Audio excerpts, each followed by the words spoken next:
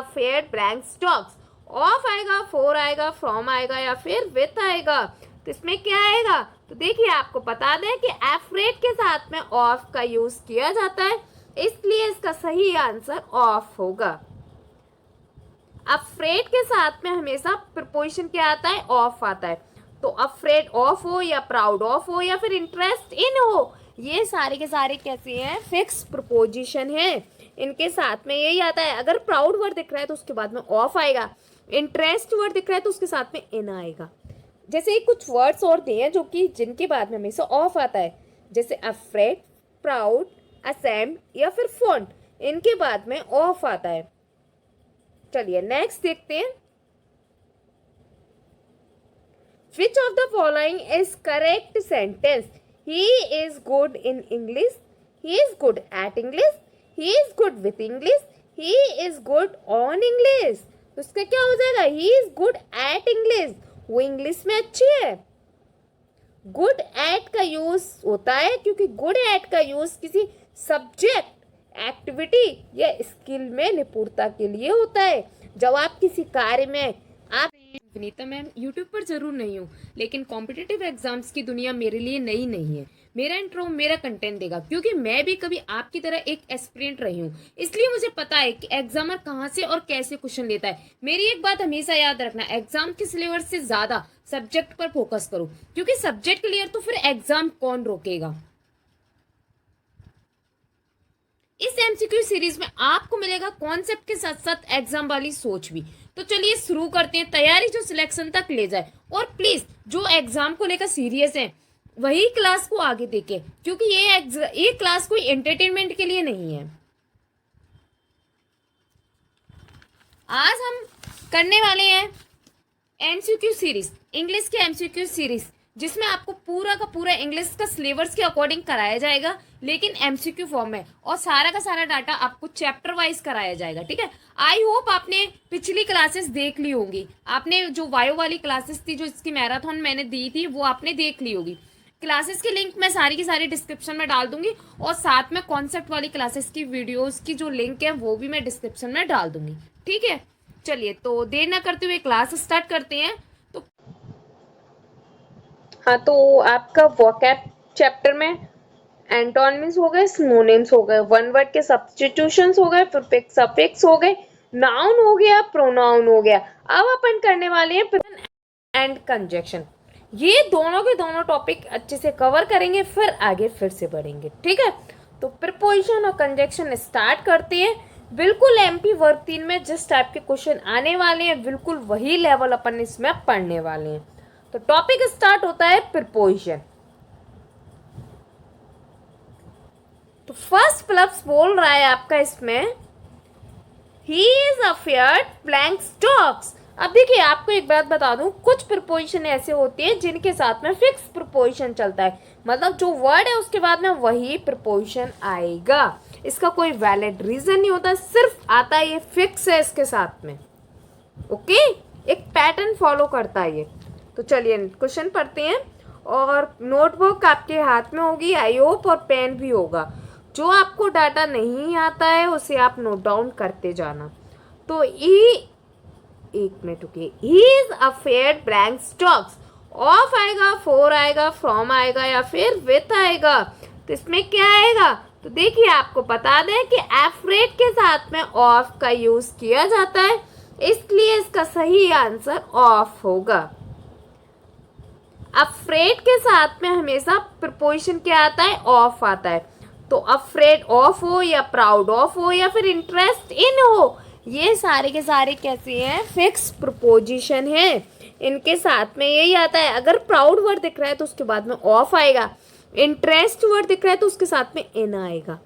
जैसे कुछ वर्ड्स और दिए हैं जो कि जिनके बाद में हमेशा ऑफ आता है, जैसे अफ्रेड, प्राउड, असेम्ड या फिर फॉन्ट, इनके बाद में ऑफ आता है। चलिए नेक्स्ट देखते हैं। Which of the following is correct sentence? He is good in English. He is good at English. He is good with English. He is good on English. तो इसका क्या हो जाएगा? He is good at English. वो English में अच्छी है। Good at का यूज होता है क्योंकि गुड एट का यूज किसी सब्जेक्ट, एक्टिविटी या स्किल में निपुणता के लिए होता है। जब आप किसी कार्य में आप बिल्कुल निपुण हो, आपको वो एक्टिविटी, वो स्किल बहुत अच्छे से आती है, वो सब्जेक्ट बहुत अच्छे से आती है, तो आप यूज करेंगे good at. Good at math, good at painting, good in गलत यूजेज है इस कॉन्टेस्ट में।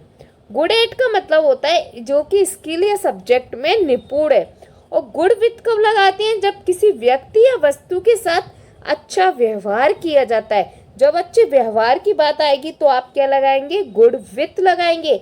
जब स्किल और सब्जेक्ट की बात आएगी तो आप गुड एट लगाएंगे। इस टाइप से ट्रिक से आपको ज़्यादा से ज़्यादा डाटा याद रहने में दिक्कत नहीं आती है। चलिए नेक्स्ट देखते हैं।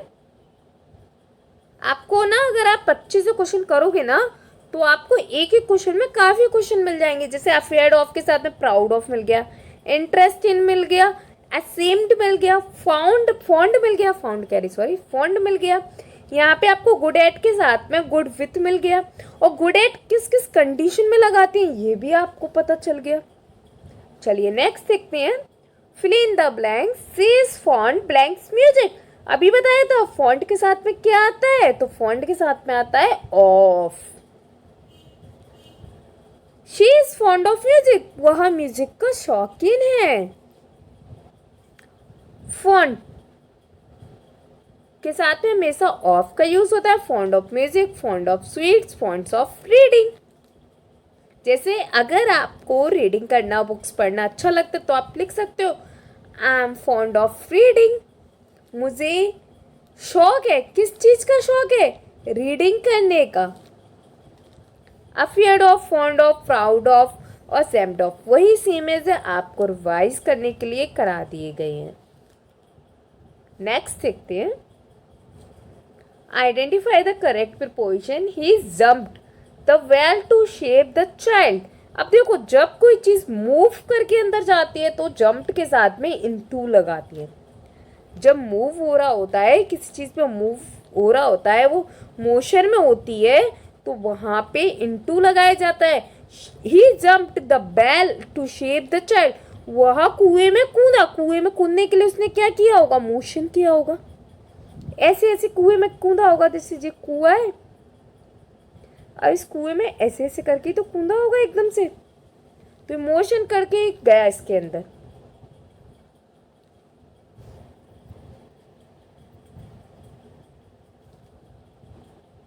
जम्प्ड इनटू द अर्थ, किसी स्थान में अंदर जाना विथ मूवमेंट। और इन कब यूज करते हैं? जब स्टैटिक पोजीशन होती है, मतलब रुकी हुई पोजीशन होती है। He is in the well, वह कुएं में। ही जम्प्ड इनटू द वेल, उसने कुएं में जंप किया तो वो मोशन कर रहा है, और वो कुएं में ऑलरेडी है पहले से ही, तो वो क्या है? स्टैटिक है, वहां पे ऑलरेडी अंदर है, इसलिए इन इनटू जब मूवमेंट टू। तो आपको ये इनटू और इन का डिफरेंस समझ आ गया होगा। जो ज़्यादातर प्रीपोजिशंस आते हैं इजीली, वो इसमें मैंने कराने की कोशिश की है। अगर कुछ मुझे लगता है कि और कराना चाहिए कोई टॉपिक, तो मैं उसके और एक्स्ट्रा एमसीक्यूज दूँगी। अगर आपको भी लगता है कि मैम हमें इस टॉपिक के एमसीक्यूज और करने हैं और इसी तरीके से बिल्कुल डीपली एक्सप्लेनेशन के साथ में, तो आप मुझे कमेंट बॉक्स में बता देना, आपको करा दिए जाएंगे। बट सबसे पहले 200 सीरीज पूरी की जाएगी। This book is the table, this book is the table. अब बुक क्या है? टेबल पर रखी है, तो ऑन द टेबल। जब कोई चीज़ किसी सरफेस को टच करते हुए रखी जाती है तो उसको ऑन के साथ में यूज़ किया जाता है। सतह के ऊपर, टचिंग द सरफेस। ओवर कब? जब कोई चीज़ उसके ऊपर तो है लेकिन वो उसे टच नहीं कर रही। जैसे मैं बेड पे बैठी हूँ, मेरे ऊपर फैन चल रहा है, तो मेरे ऊपर फैन है लेकिन फैन मेरे सिर को टच नहीं कर रहा है, तो सिर को टच करता तो ऑन, लेकिन सिर से ऊपर है लेकिन टच नहीं कर रहा, तो क्या है? ओवर आएगा। इन अंदर के लिए यूज होता है। The fan is over the table, fan table के ऊपर है। अब टेबल के ऊपर रखा हुआ नहीं है, टेबल के ऊपर अलग ही रखा है, बिल्कुल थोड़ा सा गैप है, उनमें टच नहीं हो रहा है। अगर सरफेस पर है तो ऑन, अगर सरफेस पर नहीं है उसके मतलब उससे कोई भी टच या कांटेक्ट नहीं हो पा रहा है तो ओवर आएगा, और इन अंदर के लिए आएगा। समझ आ रही है आपको? विथ एक्सप्लेशन, मतलब आपके लिए ना जो ऑप्शन आ रहे हैं उनका भी हम पोस्टमार्टम कर रहे हैं। कोई डाउट रहेगा नहीं, सारे के सारे। देखो इसमें एक इनसाइड रह गया था, चलो वो भी बता दें। इनसाइड का मतलब होता है कि अंदर।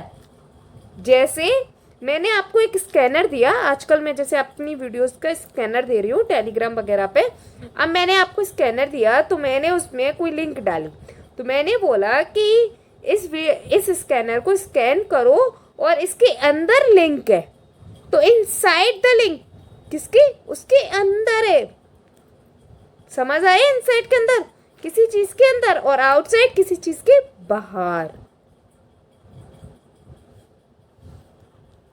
चलिए नेक्स्ट देखते हैं। यही है शायद, हाँ यही है। The train arrived blank time. The train arrived blank time. क्या आएगा? ऑन आएगा, इन आएगा, एट आएगा या फिर अपॉन आएगा? तो इसमें आंसर आएगा एट। क्यों आएगा? क्यों? क्योंकि एक स्पेसिफिक टाइम के लिए होता है एट। एट किसके लिए होता है? Specific time. जैसे the train arrived at time. अब यहाँ पे जो ट्रेन है ना वो पहुंच चुकी है एट टाइम, टाइम पर। तो एट का यूज ना अपन एक स्पेसिफिक टाइम जो फिक्स टाइम होता है उसके लिए कर सकते हैं। तो टाइम पर आ गई, ये भी तो एकदम फिक्स बात ही है ना, स्पेसिफिक टाइम हो गया। तो एट का यूज स्पेसिफिक टाइम पे करते हैं, जैसे at 5 PM, at noon, at bed time. On का यूज डेज और डेट के लिए करते हैं, जबकि इन का यूज मंथ्स और ईयर के लिए करते हैं। और कौन सा है? अपॉन। अपॉन का तो थोड़ा सा अलग सेंस हो जाता है, इसमें अपॉन का कुछ भी नहीं है।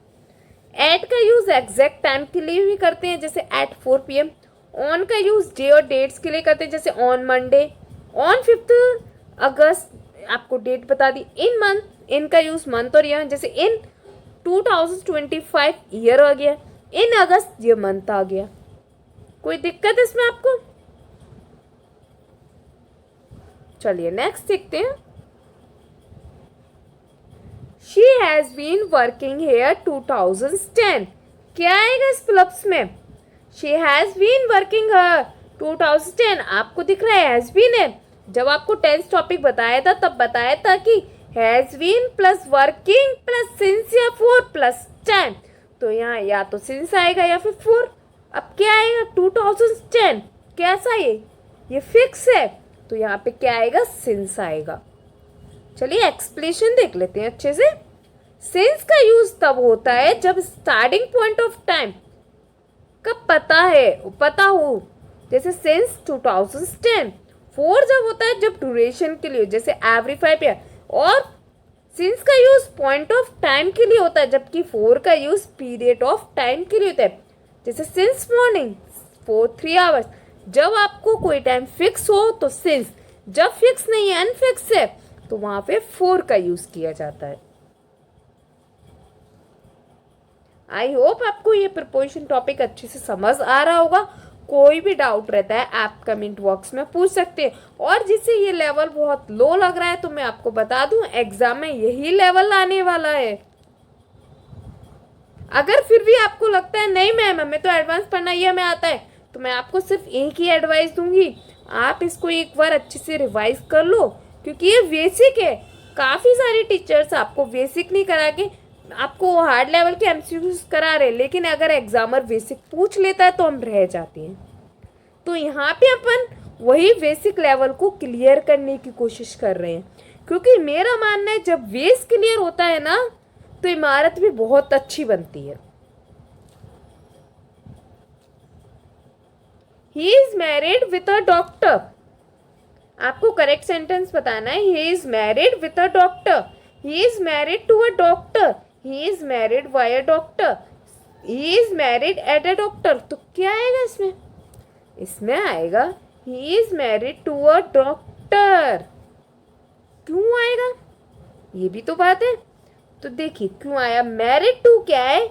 एक सही प्रिपोजिशनल स्ट्रक्चर होता है, जबकि मैरिड विथ गलत होता है। जैसे she is married to a businessman उसने एक बिजनेसमैन से शादी की तो भी अपना टू आ गया, उसने डॉक्टर से शादी की तो भी टू आ गया। हाँ, लेकिन आपको एक और बात बता दूं, बहुत जगह आपने ये विथ और टू में कंफ्यूजन पड़ा होगा, कभी विथ देता है कभी टू देता है, तो इसका भी वैलिड रीजन होता है।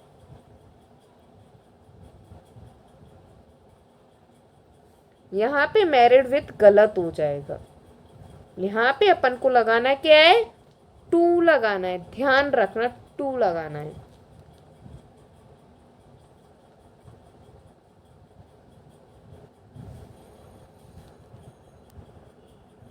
मैरिड हमेशा टू यूज करता है word. Correct preposition, the cat is hiding the blank table. The cat is hiding, cat छुपी है, द टेबल, टेबल के क्या नीचे, अंडर, क्या आएगा, अंडर नीचे, अंडर द टेबल, टेबल के नीचे, लोअर देन उसके नीचे है।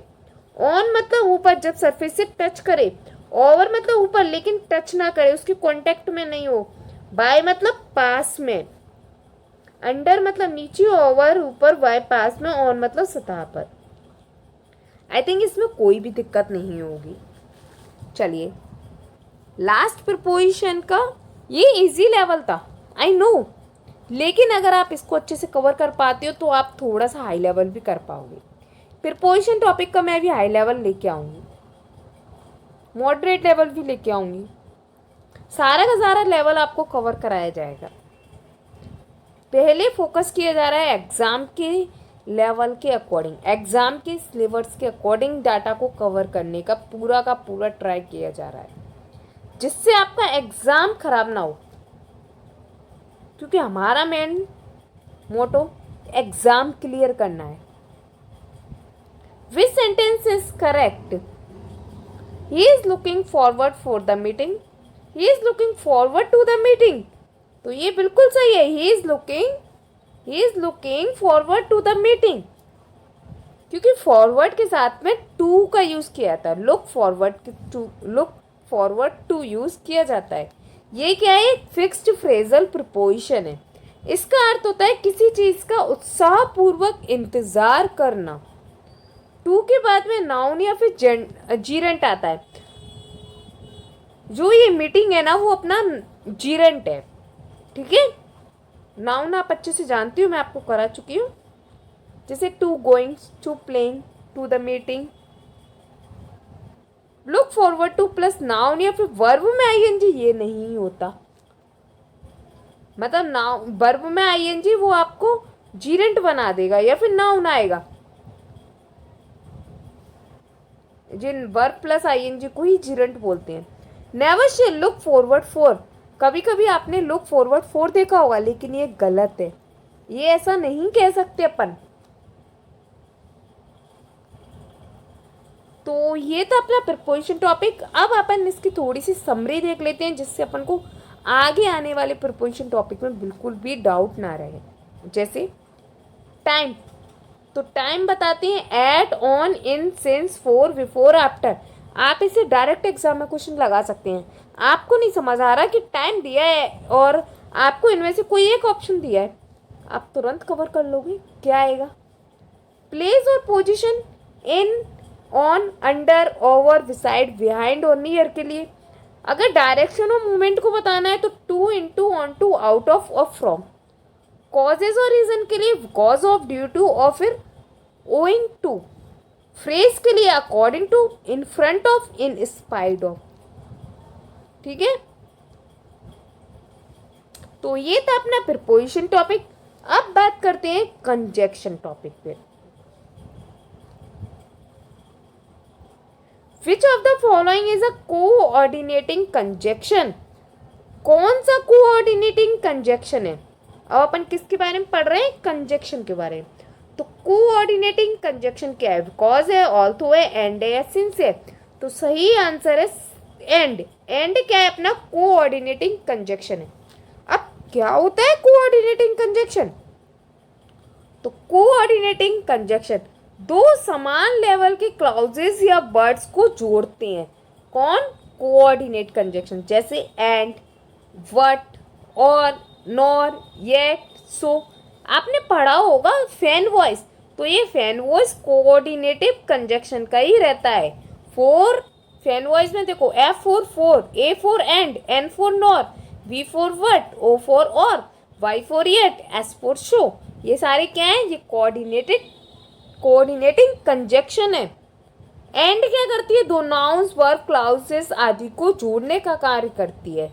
और बाकी सब क्या है? जिस सबऑर्डिनेटेड कंजक्शन से। कौन से? बिकॉज, ऑल्थो और सिंस, ये कैसे? Subordinate conjunction. चलिए नेक्स्ट देखते हैं। He is poor blank, he is poor blank, he is honest. तो he is poor but he is honest, वह गरीब है लेकिन कैसा है? वो ईमानदार है। वट का यूज कॉन्ट्रास्ट दिखाने के लिए किया जाता है, मतलब उसका या तो कॉन्ट्रास्ट जस्ट अपोजिट कंडीशन बताने के लिए। ही is poor but he is honest, ये विरोधाभास बता रहा है, उसका अपोजिट सेंस बता रहा है। जबकि बिकॉज और सिंस क्या बताते हैं? कारण बताने का कार्य करते हैं। और शो क्या करता है? ये रिजल्ट को शो करता है, परिणाम को बताता है। वट किसको बताता है? कॉन्ट्रास्ट को और अपोजिट को। सो रिजल्ट को बिकॉज और सिंस रीजन को बताते हैं।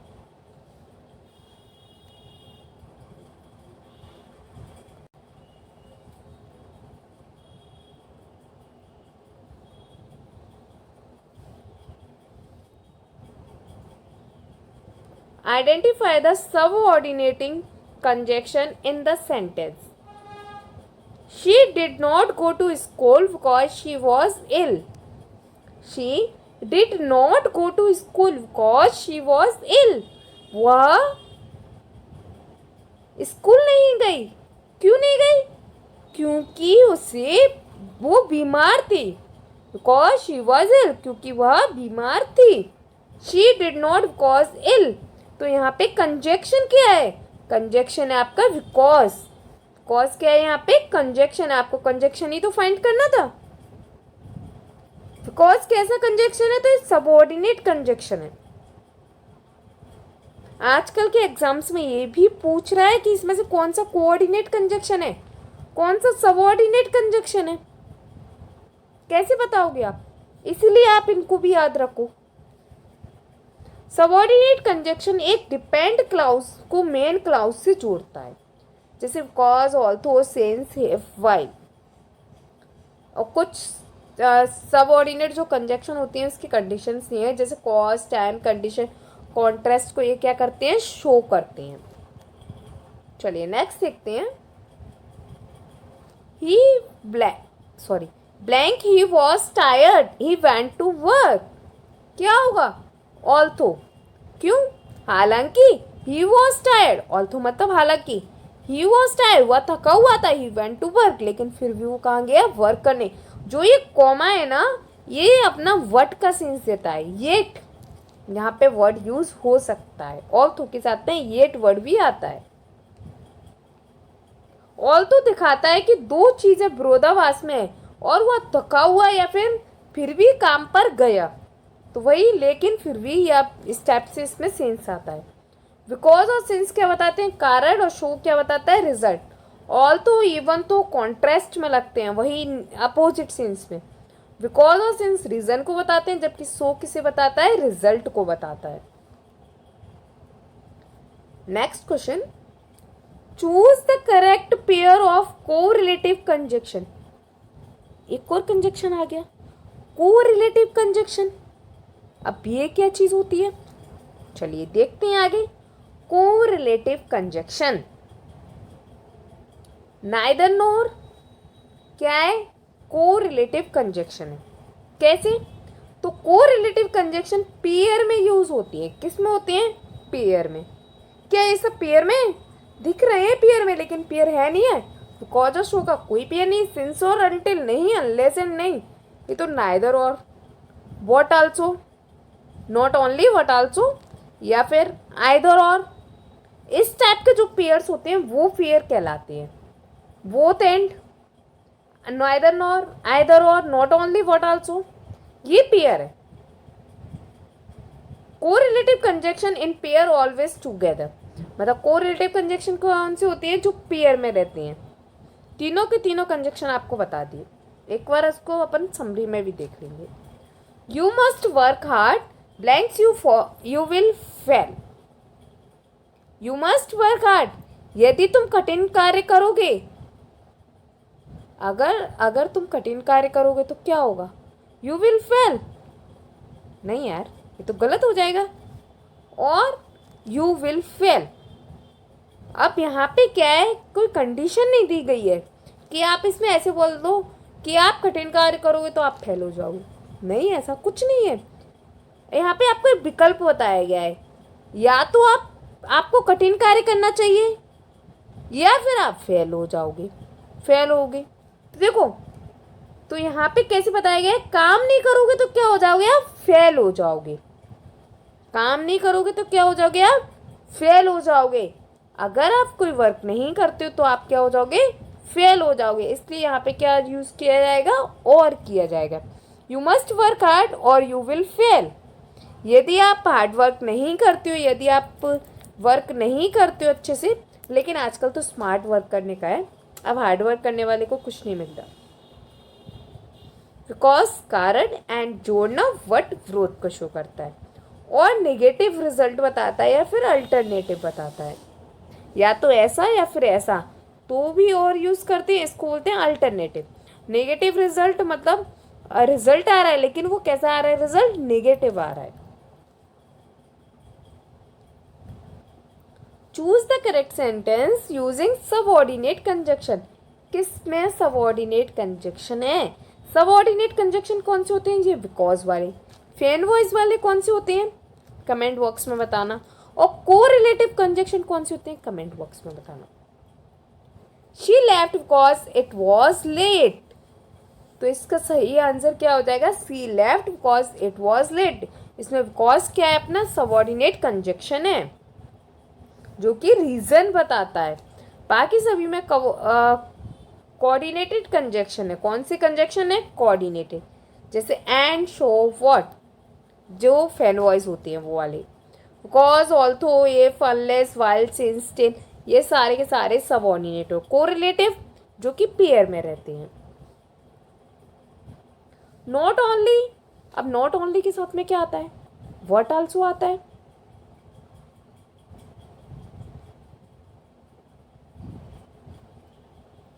ये सेंटेंस थोड़ा सा गलत हो गया है, कोई बात नहीं, अपन इसको सही कर लेते हैं, हो जाता है, nothing important. Not only she sings, ये यहाँ से कट जाएगा। Okay, not only she sings dance well, तो इसका क्या हो जाएगा? Not only she sings but also dance well.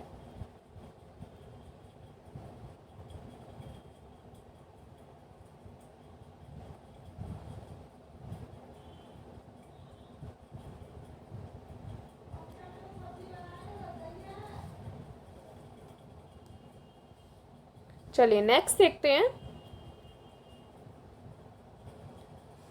I will wait here blanks you come because until so unless I will wait here blanks you come because until so unless क्या आएगा? तो I will wait here, मैं यहाँ इंतज़ार कर रहूँगा। You come, कब तक इंतज़ार करूँगा? जब तक तुम नहीं आओगे। Until, जब तक, टाइम को शो करता है।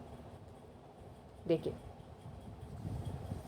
अंटिल क्या करता है? समय को दर्शाता है। जब तक, मैं यहीं रुकूंगा जब तक तुम आओ, जब तक तुम आओगी तब तक मैं यहीं रुकूंगा। अनलेस निगेटिव कंडीशन को बताता है। अंटिल भी निगेटिव को ही शो करता है। बिकॉज रीजन को बताता है, सो रिजल्ट को बताता है। अंटिल जब तक, अनलेस जब तक नहीं।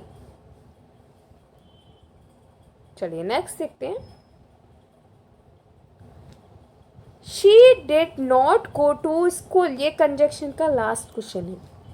She did not go to school blank she was ill. She did not go to school, sorry she बोल गई मैं, ही है। He did not go to school, वह स्कूल नहीं गया था। ही वॉज इल, क्यों नहीं गया था? क्योंकि वह बीमार था। तो यहाँ पे क्या आएगा, क्योंकि मतलब बिकॉज, क्या आ जाएगा, बिकॉज आ जाएगा। वह स्कूल नहीं गया, यहाँ पे क्या है, कारण बताता है। वह स्कूल नहीं गया क्योंकि वह बीमार था। वट क्या बताया था, contrast so result although opposition. आपको बताया था वट का येट का यूज होता है वहाँ पे, बिकॉज सिंस रीजन को, ऑल्थो कॉन्ट्रास्ट को, सो रिजल्ट को। आई होप आपको ये सारे के सारे कंजक्शन अच्छे से आ गए होंगे और बार बार यही रिपीट्स होती हैं। कोऑर्डिनेट कंजक्शन दो समान क्लाउज वर्ड्स को जोड़ते हैं, जैसे एंड, व्हाट, वर, फैन, वॉइस। सबऑर्डिनेट क्लाउज जो एक मुख्य वाक्य से उपवाक्य को जोड़ते हैं, जैसे because, although, since, it, if, until, unless. Correlative ये जोड़े में होते हैं, पेयर में होते हैं, जैसे आइदर और neither, nor, not only, but also. ठीक है, आज की क्लास यहीं कंप्लीट होती है। अगर आप यहाँ देख के आए हैं तो आप सीरियस एस्पिरेंट हो, और यही विशेषता आपको भीड़ से अलग बनाती है। अब तो सिलेक्शन तक साथ चलना है, तो कमेंट में सिलेक्शन कंफर्म लिखना मत भूलना, जिससे मुझे भी सीरियस एस्पिरेंट का पता चले। मिलते हैं नेक्स्ट क्लास में नए कंटेंट के साथ। तब तक के लिए तैयारी जारी रखिए। Thank you.